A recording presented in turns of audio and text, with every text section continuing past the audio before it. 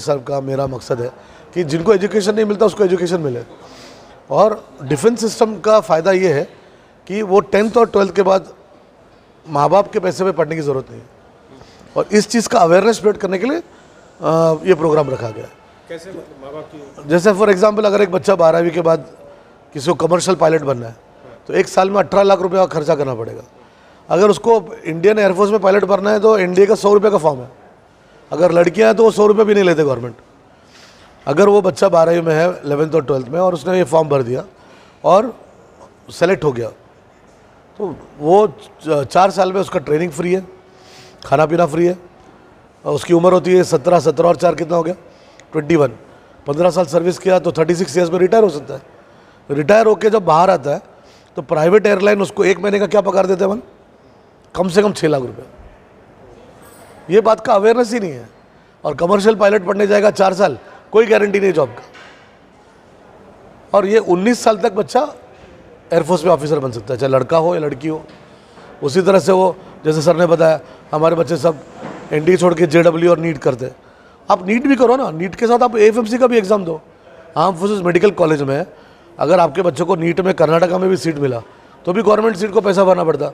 लेकिन अगर arm forces medical college जो पूना में है, 120 में से 20 सीट लड़कियों के लिए, आपका एमबीबीएस गवर्नमेंट के खर्चे पे होगा। एमबीबीएस के बाद एमडी बनेंगे तो भी गवर्नमेंट के खर्चे पे होगा। आपको बाहर पढ़ना है तो भी गवर्नमेंट के खर्चे पे होगा। 15 साल के बाद रिटायर हो जाओ, डिस्पेंसरी स्टार्ट करो। इस चीज़ का अवेयरनेस नहीं है। नेवी का है एक अभी नया चीज़ है लड़कियों के लिए, जो माइनॉरिटी कम्युनिटी की लड़कियां सोचती है कि हिजाब का मसला है, ड्रेस का मसला है। और ये मैं आपको आपके प्लेटफॉर्म से बताना चाह रहा हूँ, ये कई लोगों को पता नहीं है। इसका नाम है MNS, मिलिट्री नर्सिंग सर्विस। 12वीं के बाद हर बच्चा तो डॉक्टर नहीं मिलेगा, हर बच्चे को नीट में 600 मार्क्स नहीं मिलेंगे, किसी को 200-250 मार्क्स मिलेंगे। वो क्या करेंगे? तो मिलिट्री नर्सिंग सर्विस का फॉर्म भर सकते हैं। 12वीं के बाद उसको 1 लाख रुपए का पगार है, उसको स्टार भी मिलता है। और मिलिट्री का नर्सिंग पूरा सिर्फ लड़कियां ही जा सकती है और पढ़ाने वाले भी लड़कियां हैं। अभी हमारे मेजर जनरल उधर एक्सप्लेन कर रहे थे, उतना साहब, ये आते कुर्द से, कुर्दी लोग हैं ना, कुर्क के लोग हैं। तो यही लोग हैं ज़्यादा करके जो मिलिट्री में जाते हैं। जनरल थिमैया साहब, ये सब उन्हीं के खानदान से। ये भी एक माइनॉरिटी कम्युनिटी है, लेकिन उन्हें अपने आप को लड़ाकू कौम समझा और आगे निकल गए। 3 मेजर जनरल इंडिया के इनके गांव से, कुर्ग से, और कुर्ग कर्नाटक में आता।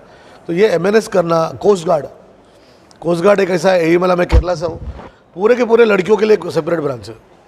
अच्छा, किसी को मैथ्स से डर लगता है, कोई ये समझता है कि मैथ्स नहीं आया तो ऑफिसर नहीं बन सकता, तो ऑफिसर ट्रेनिंग अकेडमी है जहाँ पे बगैर मैथ्स का भी आप ऑफिसर बन सकते हैं। तो चाहे लड़का हो या लड़की हो या किसी भी लेवल का हो, अगर उसके अंदर थोड़ा जनरल नॉलेज है, थोड़ा मैथ्स है, थोड़ा इंग्लिश है, थोड़ा साइकोलॉजी है, तो वो बगैर माँ बाप के पैसे से आगे अफसर बन सकता है।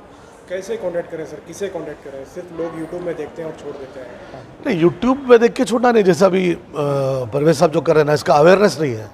हमारा कम्युनिटी क्या सोचता, भाई मैं तो फ्रूट बेच के 2000 कमा रहा, तो महीने में कितना हो गया अनीस भाई, 60,000 तो मैं कमा रहा हूँ। आप मेरे बच्चों को मरने के लिए 30,000 के लिए नौकरी क्यों दे रहे हैं? लेकिन वो ये नहीं जानता कि अग्निवीर है, अग्निपथ है। अभी 2 चीज़ गवर्नमेंट का जो नया स्कीम है ना, ये 30,000 रुपये आपको हर महीना मिलता है, ठीक है, 5 साल तक 30,000 रुपये मिलेगा। 12वीं के बाद बच्चा ग्रेजुएशन हो जाए। मेजर जनरल साहब ने क्या कहा कि मेरा ग्रेजुएशन इसलिए हुआ कि मैं आर्मी में था, पढ़ाई भी गवर्नमेंट के पैसे पे, 5 साल की नौकरी देंगे हम, और 5 साल में 3 साल में आप ग्रेजुएट हो जाएंगे। ग्रेजुएट होने के बाद आप एग्जाम देके फिर ऑफिसर बन सकते हैं। अच्छा, नहीं हो गया, 5 साल में उन्होंने 25% को लिया, बाकी लोग को नहीं लिया, फिर भी आपको Indira Gandhi national open university का डिग्री दे रहे और 12 लाख रुपये आपके हाथ में दे रहे। कितने साल बाद? 5 साल के बाद। तो लोग उसको इशू बना के 200 करोड़ का प्रॉपर्टी जला दिया। लेकिन किसी ने ये सोचा नहीं, हमारे बच्चे तो टिकटॉक पे वीडियो बनाते बैठते रात भर। कितने बच्चे हमारे ग्रेजुएट हैं? 12वीं के बाद अगर हम क्या सब हम फ्रूट का धंधा करेंगे, ग्रेजुएशन होगा, एक बच्चा भी अगर ऑफिसर बन जाता, आर्मी नेवी एयरफोर्स में जाएगा, अच्छा जवान क्यों ना हो, वो उसके पूरे खानदान को ऊपर लाएगा, है ना। और शहीद का समझो, वो शहीद हो गया देश के लिए। शहीद का दर्जा है, किसी भी मुफ्ती साहब से पूछ लो कि खून का कतरा ज़मीन पे गिरने से पहले अल्लाह उसकी मगफिरत करेगा। ज़मीन जिसके लिए, जिस मुल्क के लिए जीते, उस मुल्क के लिए मरने के लिए भी आना चाहिए। रेशमी रुमाल तहरीक से तो हम लोग ऊपर आए ना। तो हम वो जनरेशन की बात करते, तो ये जनरेशन क्यों नहीं अपना खून पसीना एक करके अपने देश के लिए आगे बढ़ा रहे? तो ये बहुत ज़रूरी है कि जैसा पुलिस में होना चाहिए, जैसे स्कूल में होना चाहिए, डॉक्टर होना चाहिए, इंजीनियर होना चाहिए, उसी तरह से आर्मी, नेवी, एयरफोर्स में, कोस्ट गार्ड में भी रिप्रेजेंटेशन होना चाहिए हर कम्युनिटी का। मैं नहीं कह रहा कि एक पर्टिकुलर कम्युनिटी, हर एक का। उसका अवेयरनेस नहीं है, और वो अवेयरनेस क्रिएट करने के लिए ऐसे प्रोग्राम्स रखने चाहिए। तो आप पूना में हैं, तो अगर आपसे कांटेक्ट करना है, मैं पूरे इंडिया में, अभी मैं 27 तारीख को कानपुर जा रहा हूँ, मैं पूरे इंडिया में करियर काउंसलिंग फ्री करता हूँ। मेरे पास कोई करियर काउंसलिंग का चार्जेस नहीं है। मेरे से अच्छा, जैसे सर ने मेरी तारीफ़ करी कि मैं मैथमेटिशियन हूँ, तो मेरे से अच्छा मैथमेटिशियन और भी मिल जाएंगे अल्हम्दुलिल्लाह, लेकिन मेरे से अच्छा करियर काउंसलर वो भी डिफेंस में आपको नहीं मिलेगा। और अल्हम्दुलिल्लाह मैं ये सर्विस टू द सोसाइटी करके मैं ये फ्री करता हूँ, और कहीं पे भी बुलाओ तो अपने खर्चे पे आके करके जाता हूँ। इंडिया में आप कहीं पे बुलाए, छोटा सा छोटा फंक्शन हो, बड़ा सा बड़ा फंक्शन हो, अवेयरनेस क्रिएट करना ये मेरा काम है।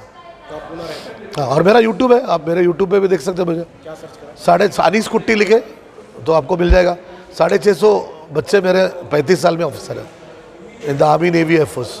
और ये टेक्निकल एंट्री से कुछ गए, कुछ सीडीएस से गए, कुछ एनडी से गए, और कुछ जवान बन के ना, कुछ एग्ज़ाम ऐसा होता है जो एसएसआर, आर्टिफिशियल अप्रेंटिस, अब ये सब अग्निवीर और अग्निपथ में गया, जिसके बारे में लोगों को पता नहीं।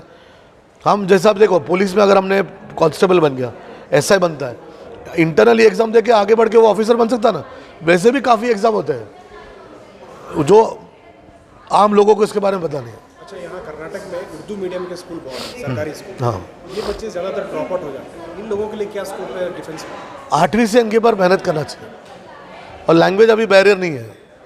उनके अंदर जनरल नॉलेज आना चाहिए, मैथमेटिक्स अच्छे से आना चाहिए, और उनको 8th स्टैंडर्ड से उनके अंदर मोटिवेशन आना चाहिए। अच्छा पीटी टीचर होना चाहिए, उनके लिए कोई गाइडेंस के लिए कोई आके उनको समझाए। इंडिया में हर डिस्ट्रिक्ट में एक नवोदय है, इंडिया में हर डिस्ट्रिक्ट में एक नवोदय है। आपने कहा Urdu, government of India 20 language में नवोदय का एग्ज़ाम कंडक्ट करता है, उसके अंदर एक लैंग्वेज उर्दू भी है, कन्नड़ भी है। हर डिस्ट्रिक्ट में आपके बच्चों को आप नवोदय में भेजो। एक साल में गवर्नमेंट साबुन का पैसा भी देता है, 72,000 रुपीज़ खर्चा करता है, तो 7 साल में कितना हो गया? 5 लाख रुपये। हर मस्जिद में, हर मंदिर में, हर गिरजाघर में, हर रिलीजियस प्लेस में जो ऊपर का जगह होता है ना खाली, उसमें आपको ये नवोदय का कोचिंग चालू करना चाहिए। अगर कोई तैयार होता है तो मेरे यहाँ पूना में उस टीचर को हम फ्री ट्रेनिंग देते हैं। उसी तरह से हर स्टेट में एक सैनिक स्कूल होता है। आपको पता है कर्नाटका में 2 सैनिक स्कूल है, एक कुर्ग में है और एक बीजापुर में है। और बीजापुर का सैनिक स्कूल पूरे इंडिया का बेस्ट है, जहाँ से मेजर जनरल अभी पास आउट हुए, जो बात मुतना साहब जो बात करें ना, ये 1 नंबर पूरे इंडिया में है। तो वहाँ अपने बच्चों को भेजो, उसका भी एंट्रेंस एग्ज़ाम है, उसका भी कोचिंग कराते हैं। उसी तरह से इंडिया में 5 RMS है, उसमें से 2 RMS कर्नाटक में है, एक बेलगाम में और एक बेंगलोर में। लेकिन लोगों को, उसके आसपास के लोगों को भी अवेयरनेस नहीं है। और एक अजमेर में है, अभी अजमेर में तो बोलने की ज़रूरत नहीं आपको, लेकिन बच्चे को पता ही नहीं वो किसके लिए है। और सबसे बड़ा और सबसे बेहतरीन स्कूल जो है इंडिया में वो देहरादून में है, RIMC, राष्ट्रीय इंडियन मिलिट्री कॉलेज। 6th का बच्चा 8 पे जाता है, एक स्टेट से एक ही बच्चा ले जाता है। दुनिया में इससे बड़ा एग्ज़ाम और इससे टफ एग्ज़ाम नहीं है। इन सारी चीज़ों का कोचिंग और अवेयरनेस हम पुणे में भी कराते हैं, और आप लोग जहाँ बोलेंगे हम उसका अवेयरनेस करने के लिए तैयार हैं। ऑनलाइन भी है, ऑफलाइन भी है, हाइब्रिड है। ऑनलाइन लोगों को नहीं समझ में आता, 2 साल कोविड की वजह से ऑनलाइन बच्चों को नहीं समझ में आता, लेकिन हम टीचर्स को ऑनलाइन ट्रेनिंग दे सकते हैं। 80% बच्चों को ऑनलाइन नहीं समझ में आता, सिर्फ 20% बच्चों को ऑनलाइन समझते हैं। ऑफलाइन आप आ जाए, पढ़ा देंगे।